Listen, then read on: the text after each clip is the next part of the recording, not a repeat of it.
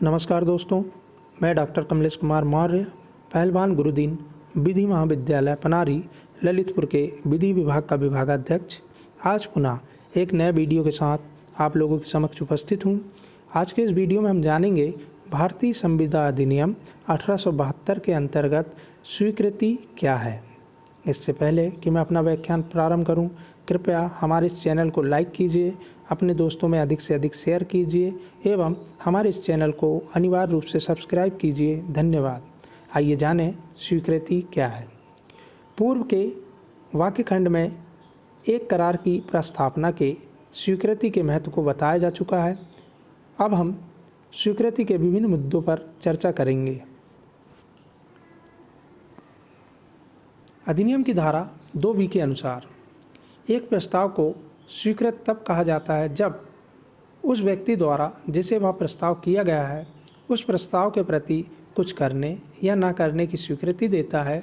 संक्षेप में, स्वीकृति प्रस्ताव के प्रति अपनी अनुमति का संज्ञापन है। प्रस्ताव और स्वीकृति के बीच संबंध, relation between offer and acceptance. Sir William Anson के शब्दों में, प्रस्ताव की स्वीकृति उसी प्रकार है जिस प्रकार बारूद के ढेर और माचिस की तीली। इस परीक्षण का वही प्रभाव है जैसे कि स्वीकृति बंदूक से निकली गोली के समान है जो वापस नहीं आती, किंतु एक अवसर उस व्यक्ति के पास है कि वह माचिस की तीली का प्रयोग करने से पहले अपने को उस कार से अलग कर ले। इसका अर्थ यह है कि प्रस्ताव एक बार स्वीकृत हो जाने के बाद संविदा बन जाता है और प्रस्ताव को स्वीकृत होने से पहले वापस लिया जा सकता है। स्वीकृति प्रस्ताव को एक प्रतिज्ञा में परिवर्तित कर देती है और अब खंडन नहीं किया जा सकता, क्योंकि जैसे ही बारूद के ढेर में माचिस की तीली लगाई जाएगी विस्फोट होगा। केवल बारूद का ढेर कोई प्रभाव नहीं डालता, वह तो माचिस की तीली या स्वीकृति है जिसने बारूद को विस्फोटित किया।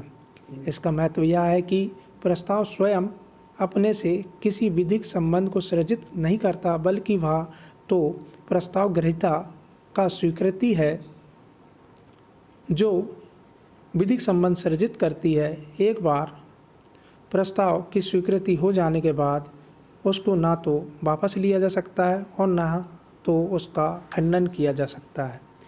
एक प्रस्ताव ही बना रहेगा यदि उसकी स्वीकृति ना हो, किंतु एक बार स्वीकृति होने के बाद वह संविदा में परिवर्तित हो जाता है। आइए जानें स्वीकृति के सिद्धांत। पहला, स्वीकृति पूर्ण और बिना शर्त होनी चाहिए। अधिनियम की धारा 7 के अनुसार स्वीकृति तभी मान्य है जब वह पूर्ण और बिना शर्त के हों और यदि किसी उचित तरीके से अभिव्यक्त की गई हो, जब तक कि प्रस्ताव में इससे स्वीकृत करने का कोई अन्य तरीका न दिया गया हो। यदि प्रस्ताव में इसे स्वीकृत करने का निर्धारित तरीका दिया गया है तो इसे उसी तरीके के अनुसार स्वीकृत करना चाहिए। उपयुक्त मत को स्पष्ट करने के लिए निम्नलिखित उदाहरण देखा जा सकता है। आ ने बा से पूछा, क्या तुम मेरी कार 2 लाख रुपए में खरीदना चाहोगे? यदि बा यह जवाब दे दे कि मैं तुम्हारी कार 2 लाख में खरीदूंगा यदि तुम मेरी मोटरसाइकिल 50,000 रुपये में खरीद लो, यहाँ बा के लिए यह नहीं माना जाएगा कि उसने प्रस्ताव को स्वीकृत कर लिया। दूसरी ओर यदि बा आ की कार इस शर्त पर खरीदने को तैयार हो कि कार के साथ उसका वैध पंजीकरण प्रमाण पत्र भी उपलब्ध होगा, तब स्वीकृति को मान्य माना जाएगा, क्योंकि कार के वैध स्वामित्व की मांग करना कोई शर्त नहीं है। इसलिए इस मामले में स्वीकृति बिना शर्त है। सेकंड, स्वीकृति की संवहन होनी चाहिए। पक्षकारों के मत संविदा होने के लिए यह आवश्यक है। स्वीकृति की उचित तरीके से संवहन दी जानी चाहिए। शर्त के साथ स्वीकृति अथवा भिन्न रीति से स्वीकृति अथवा प्रभावित करने वाली शर्त स्वीकृति नहीं होती। यदि मूल प्रस्ताव संविदा का सारभूत हो तो ऐसे सशर्त स्वीकृति प्रस्तावक के लिए एक प्रति प्रस्ताव होते हैं। आगे जब एक प्रस्तावना प्रतिगृहीत होती है तो प्रस्ताव ग्रहीता को इस बात का ज्ञान हो जाता है कि वह प्रस्ताव उसके लिए किया गया है। यदि उसको ज्ञान दी ना हो तो वहाँ स्वीकृति नहीं हो सकता। विशेष रूप से स्वीकृति का संबंध उसके लिए है जिसके लिए बनाया गया है। यह संविदा का गर्भभूत है। उपरोक्त बिंदुओं की निम्न उदाहरणों द्वारा समझा जा सकता है। माँ अपनी भूमि $280 में ना को बेचने का प्रस्ताव करता है। ना उस प्रस्ताव की आंशिक स्वीकृति के लिए के साथ $80 का चेक भेजता है। यह वचन देता है कि बाकी $200 का भुगतान वह $50 प्रति महीने के किस्त के हिसाब से करेगा।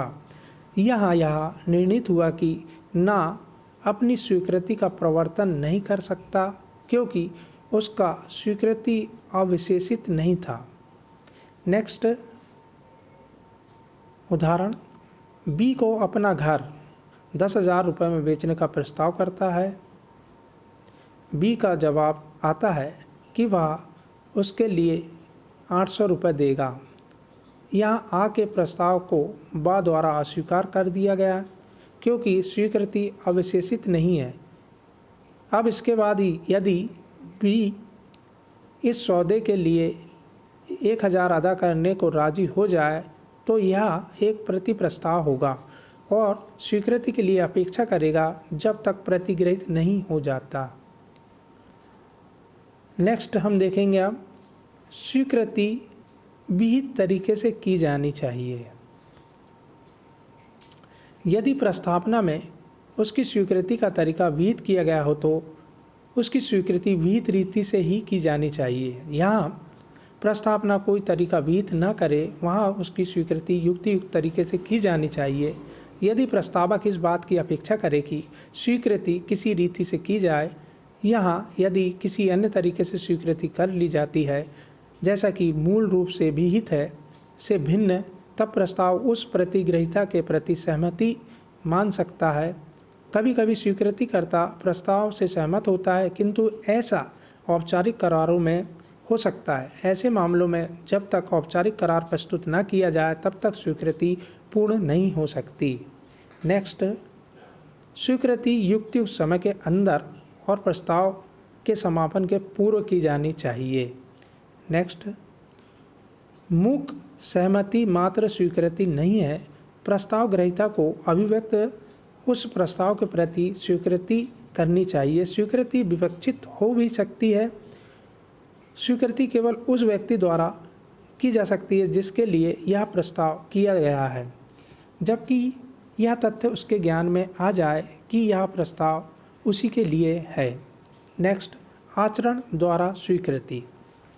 जैसा कि ऊपर कहा जा चुका है कि स्वीकृति लिखित, मौखिक अथवा कुछ कार्यों का निष्पादन करके ली जा सकती है। अंतिम शब्द कुछ कार्य इस बात का परिचायक है कि स्वीकृति आचरण द्वारा भी की जा सकती है। ऐसे मामलों में जहां एक व्यक्ति प्रस्तावक के बंधन के प्रतिफल के रूप में कोई कार्य करता है, उसके लिए या उसके द्वारा किया गया कार्य स्वीकृति गठित करता है। दूसरे शब्दों में यह आचरण द्वारा स्वीकृति है। उदाहरण स्वरूप, जहां एक व्यापारी अपने ग्राहक से आदेश प्राप्त करता है और उक्त आदेश का पालन व्यापारी को अपने अनुसार करता है, यहाँ ग्राहक के प्रस्ताव की स्वीकृति आचरण द्वारा स्वीकृति है। व्यापारी का पश्चातवर्ती कार्य स्वीकृति का अर्थ प्रकट करता है। अधिनियम की धारा 8 इस संबंध में बहुत अच्छी प्रकार से स्पष्ट करती है। किसी प्रस्तावना की शर्तों का पालन या पारस्परिक वचन के लिए जो प्रतिफल किसी प्रस्तावना के साथ पेश किया गया हो, उसकी स्वीकृति उस प्रस्तावना की स्वीकृति है। आई होप यह वीडियो आपको पसंद आया होगा। धन्यवाद।